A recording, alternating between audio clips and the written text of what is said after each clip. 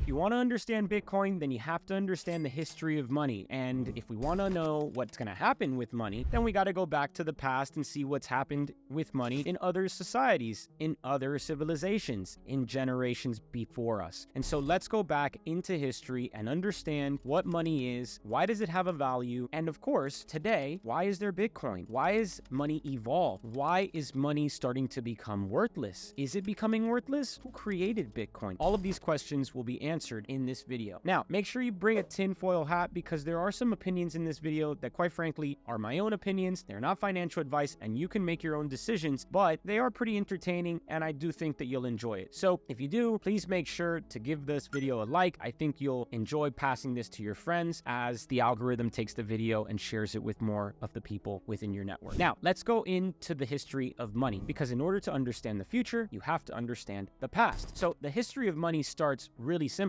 It's a human civilization at the time that's very simple. We're farmers. We're trying to figure out how to barter. We want certain things that other people have, and we have things that other people need or want, and we would exchange those things like food, like shelter, like combs and brushes and tools and different little resources, spices, all types of stuff is being exchanged between human beings. The problem is that when you exchange random things at all times, you inevitably get to a point where you can't create a scalable civilization and you can't centralize that civilization because the value of different services and products and obviously the bartering system is pretty much broken. You can't bring a cow with you halfway across the world to exchange for, a marriage proposal or a pot. It's very difficult. Maybe the cow doesn't make it. What do you do if that happens? So these things are not going to work for any society and we evolved. Eventually, we started to figure out that money needed to be scalable and ample in its supply so that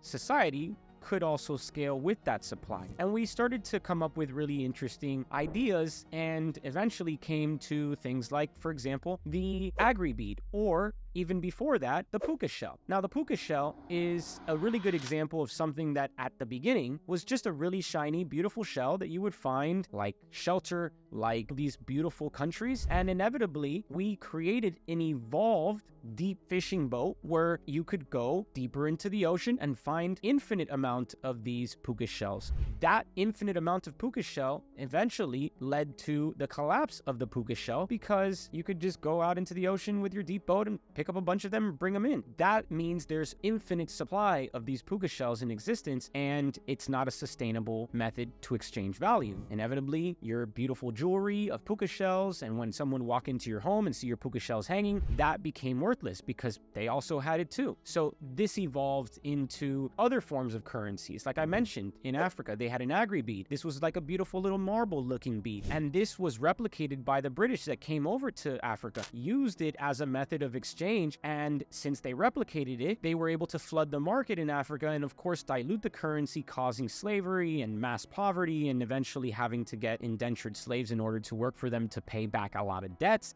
that they artificially, honestly created in order for that to take place. Now, this has happened time and time again, and money and dilution of currency is how a lot of societies have impoverished their societies and of course even enslaved their societies. And this has happened since the beginning of time. And there really isn't a difference between today and the past. Today, you are also indentured because you have to work more than what you should as a human being and devote most of your working life, most of your awake life, and then spend 30 or 40 years asleep in order for you to survive. And you get about 10 or 15 years worth of possible freedom if you're not sick or dying by the time that you get that freedom. So we're pretty much in the same situation as what our ancestors were in the past. The difference is that we just have a more evolved society, but we are still using random means of exchanges that we believe have value that I would hate to be on the wrong side of history on if we deemed that one thing we always believed had value changes into something else that now more or the entire majority of society believes is worth more than the previous thing. And for example, we'll insert dollar and we'll insert Bitcoin. These are things that are starting to challenge themselves. Now, let's go back into the history of the Romans and the Greek empires, and we can even go back into the Dutch Empire, and we can go back into the British Empire. These are expanded societies, nations, nation states, empires that conquered half, if not almost all of societies that we knew at the time. And they needed a way to scale that wasn't by trading goods and services or some type of land or cows. They needed actual precious items that were very difficult to extract or to replicate in supply. And this is where we insert thousands of years ago precious metals, specifically gold and silver and copper and palladium. These are metals that are very difficult to mine from the ground. And we know that by taking them out of the ground, we create an inflation effect to that gold. So it's very difficult to mine it, which of course limits the amount of inflation that these precious metals generate. Now, one thing to mention is that the special thing about these metals is that they can actually be used in a lot of the day-to-day things, products, services, technologies. You can use gold in spacecrafts. You can use it in iPhones. These are technologies, advancements that we need today in our society. And gold and silver and copper, which is even used in houses and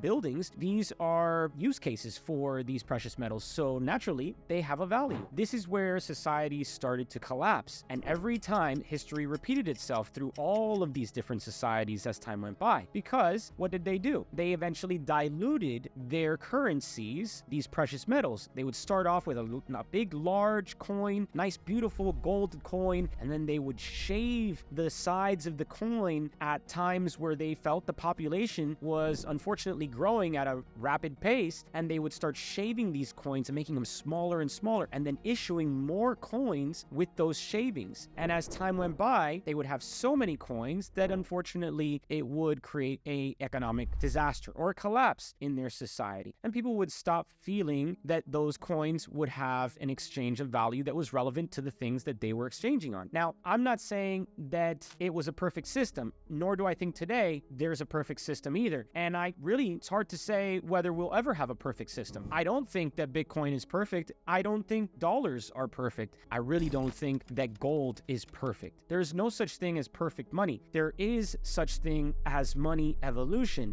And I think that is the method that everybody really needs to understand. Money changes based off of the necessity of human beings. As we evolve, as societies evolve, as human beings evolve, as our needs evolve, as financials evolve, as the markets evolve, so will money, because we deem whatever's necessary in that moment worth value. So we have, over the last 100 years, have meant and have seen that dollars have become the world's reserve currency. That's what we've put a lot of our attention and investment into, and we've put a lot of our trust into that currency. Unfortunately, the method that we created fiat currencies off of is now completely irrelevant. We initially created the fiat currency, which is paper currencies, to be backed by a standard. What standard was that? The gold standard. Now, here's where you're going to put a tinfoil hat on, because we're starting to get into perceptions and opinions that might not be the same for everyone. But let's go back to the beginning of the gold standard, because the gold standard that we know today is very similar, eerily similar, as Bitcoin's standard as it is right now.